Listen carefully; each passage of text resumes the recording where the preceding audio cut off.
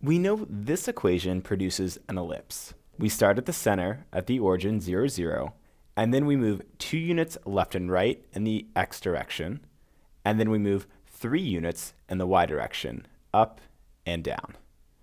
This gives us 4 main points on our ellipse, so that way we can graph it easily. We're going to use this knowledge of ellipses to help us graph a hyperbola. A hyperbola is another type of conic section, and its equation looks more like this. Notice that the difference between a hyperbola equation and an ellipse equation is this subtraction sign here. For ellipses, we have addition between the x squared term and the y squared term. But for hyperbolas, we have subtraction between the terms. One is positive and one is negative. To graph this hyperbola, we're going to start by graphing it as an ellipse. So we'll start with this shape that we already have. Now, those first 4 points were helpful for graphing the start of our ellipse, and they're also going to be helpful for graphing our hyperbola. We'll draw a dashed rectangle around our ellipse so that way we can start graphing our hyperbola. Once we have the rectangle, we'll draw dashed lines across the diagonals. Now, this minus sign is like a knife. It's going to cut open our ellipse, and then we're going to pivot these two halves outward. These 2 points will become the vertices of 2 branches that will face this way and this way. So notice, I'm going to take off my ellipse now and graph my hyperbola. Notice how the branches of this hyperbola approach the diagonals from the rectangle. The same is true for this branch. The ends of the graph approach the dashed line. And this will always be true for our hyperbola.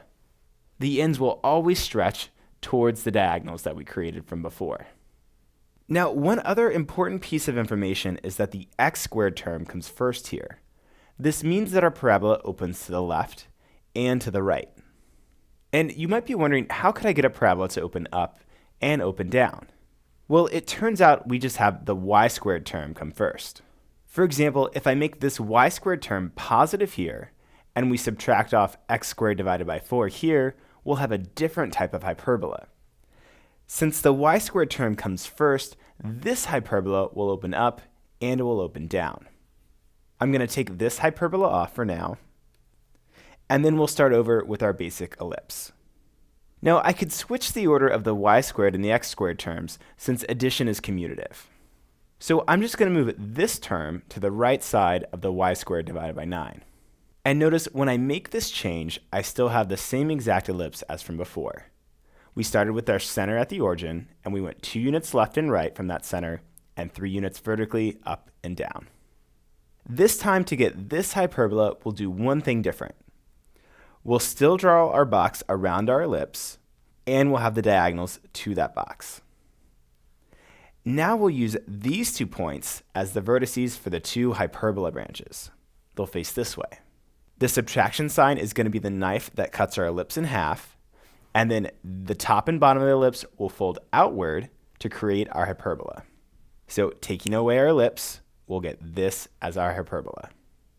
And again, notice that we have the y squared term coming first, which means the parabola opens up and it opens down. Now that you've seen a couple hyperbolas, try creating some on your own.